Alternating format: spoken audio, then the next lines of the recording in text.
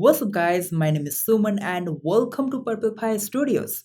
So, this is the lesson 15 of the Corporate Explainer animation course, and in this lesson, we will learn how to animate this paper flying animation in After Effects. And in case you have missed the previous lessons of this course, then you can check it out from the link that is provided in the description, and you can get all the files, assets, and illustrations that we're using throughout this course again from our website that is also linked in the description and also in the pinned comment. So that being said, let's dive right into Adobe After Effects and let's get started with paper flying animation. Okay, right now we are in After Effects and let's start with where we have left in lesson 14. So let's start with creating a stroke path for the paper flying animation with the pen tool, which is originating from the center of the frame. And of course, we will be using the Bezier handle to change the path's curvature.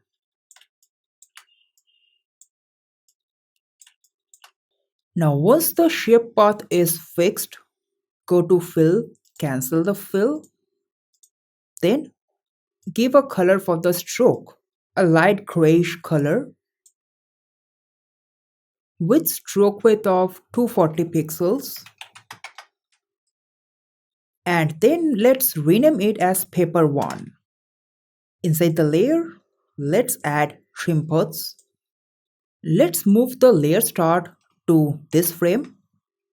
Inside the trim path, first we will change the start and the end length to decrease the length of this stroke to get a shape of a paper. And now we will animate the offset property of trim paths. So let's add a keyframe on the offset property, jump on to next about 75 frames. And now we will move the offset from one end to the other end. So let's give it around 320 degree. Easy is the keyframe. Go to the motion graph editor, then pull the Bezier handle from the end to add some ease at the end, and also let's decrease the ease at the start so that it's starting first but later on it's continue to deaccelerate. And then let's move the playhead on the first keyframe and let's parent the paper layer with frame number 3 and let's place it below this layer. And let's pull the Bezier handle at the end to add some ease.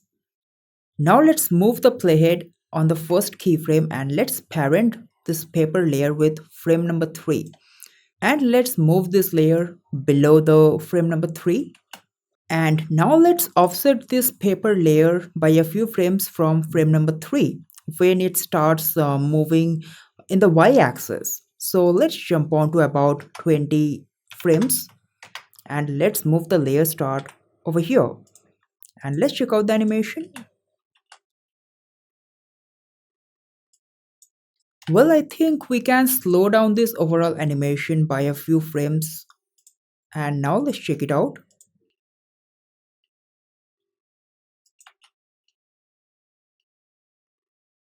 Yeah, this one is looking better. Now we will duplicate this layer 6 more times and vary the shape path. So for that, just select the layer, then make sure the pen tool is activated. After that, if you select any of the vertex of that particular shape path is selected. Now, if you press V to activate the selection tool, now you can easily change the shape path. If you select this vertex, you can change this vertex as well. Same with this one. And of course, the Bezier handles are active in these two vertices. So we don't need to bring new Bezier handles from here. We are just going to select this and just move the Bezier handles and try to change the curvature of this overall path. That's it. Same we are going to do with the other layers.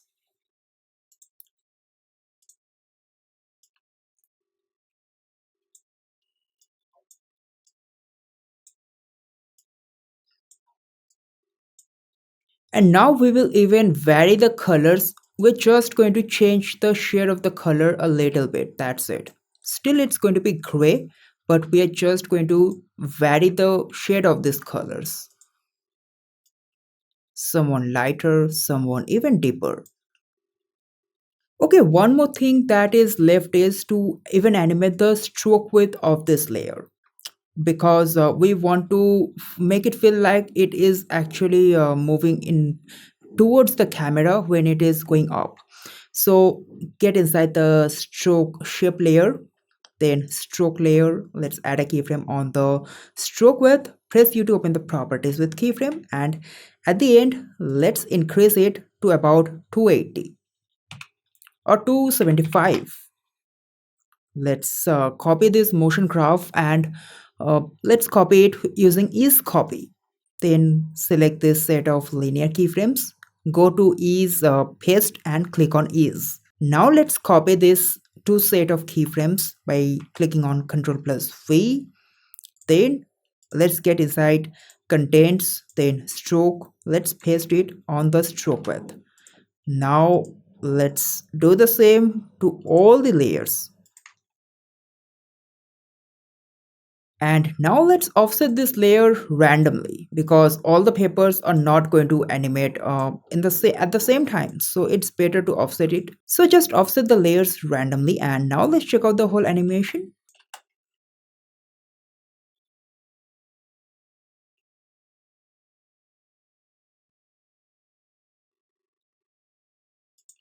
And one more thing, let's select one layer from here, one paper layer from here, and let's place it above the table so that one paper is flying out from the scene from above the table, and all the other layers are flying from below the table. And now let's modify few settings of this layer. First, we will just go to trim path and increase the end value. Then at the end, the stroke width, let's increase it to about 285. And also let's modify the shape path such that it actually goes outside the frame. Okay, now let's preview the animation.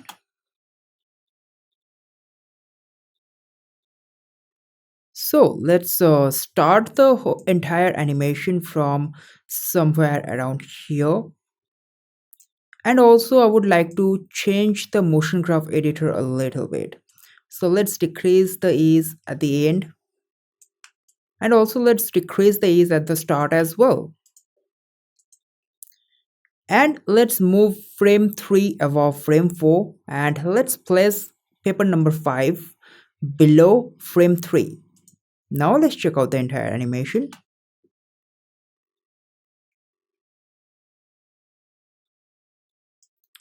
Okay, let's start the layer by a few frames forward, and now let's check out the animation. Yeah, this one is looking a lot better. Okay, now let's animate papers settling down on the table. So now let's get inside frame number 4, and we have to animate these specific layers of the paper. So first let's rename this as paper layer 1, 2, 3, 4, and let's start the animation from somewhere around here. Now let's select one paper layer, open the position property, add a keyframe, open the rotation property and add a keyframe.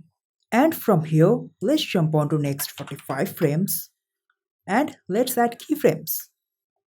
At the start, we will just move this paper outside this frame, and let's bring the Bezier handle. So for that, press and hold the Control key plus the Alt key and bring the cursor to any of the corner of the motion path and just click and drag like this. The Bezier handles are visible now. Same, let's do it over here. So I'm just adding a curved motion path which this paper is going to follow. Let's ease the keyframe.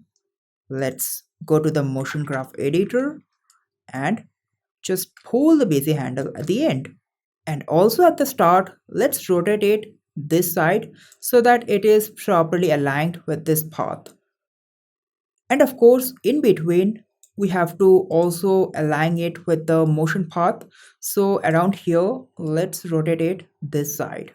And let's change this keyframe into roving keyframe. So press and hold the Control key plus the Alt key and double click on this. I think we can slow down the entire animation a little bit and then press and hold the Alt key and just click and drag it outside to expand the entire timing.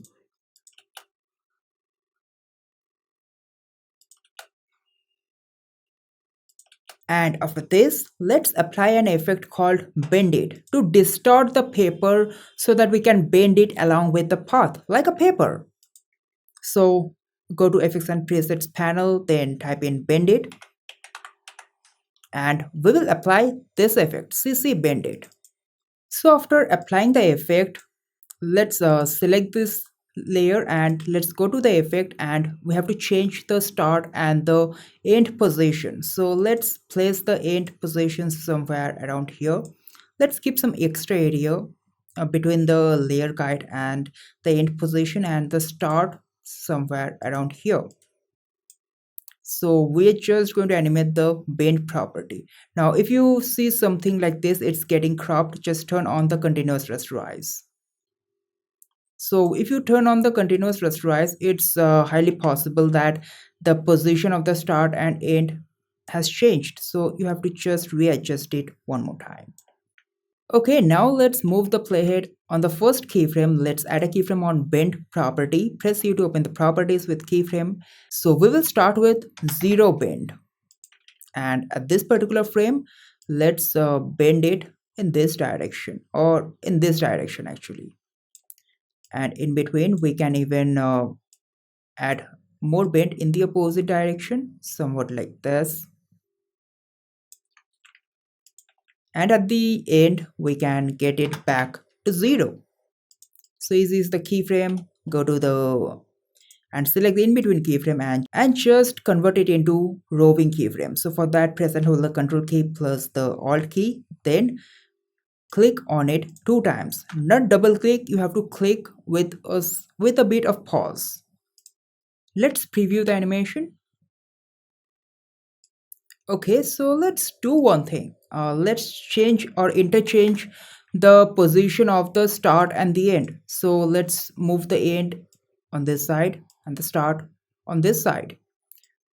And one more thing, let's add an expression on the start and the end property. So press and hold the alt key and click on this stopwatch and type in toComp inside the bracket value. Now let's copy this expression and paste it on the end property as well. Now after adding the expression, it's highly possible that the start and the end position has changed. So you have to just reshift it. Let's place the end somewhere around here and the start exactly here. Okay, one more thing. Over here, let's change the bend value to -20. And here, let's change the bend value to +30.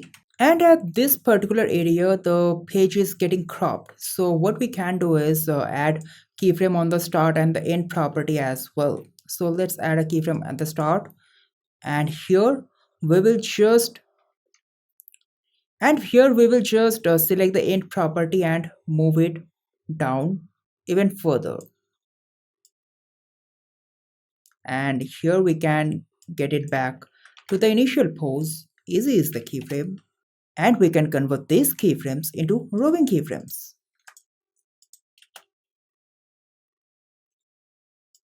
Okay, so I would like to slow down the entire animation in Bend It by a few frames. Okay, so now we will start the layer from here. So just trim the layer from this particular frame. Let's copy all these keyframes and select all the other 3 paper layers, paste it, and start the layer from this particular frame. Press U to open the properties with keyframe, and we will just offset one layer from the other by a few frames. That's it.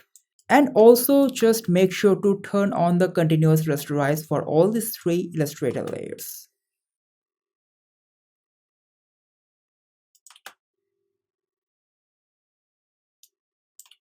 Alright, so this one is looking good. So now we are just going to pre-comp all these layers together as papers and just duplicate this layer. For the layer below, just apply a fill effect.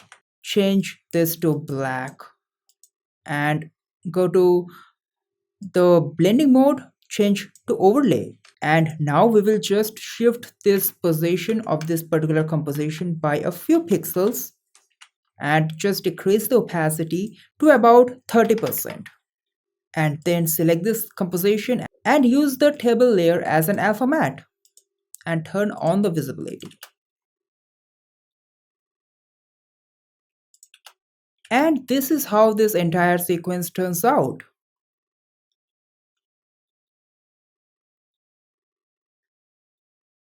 So that was all for this video. In the next lesson, we will learn how to animate these infographics text lines. So stay tuned for that and I will see you in the next one. Until then, goodbye.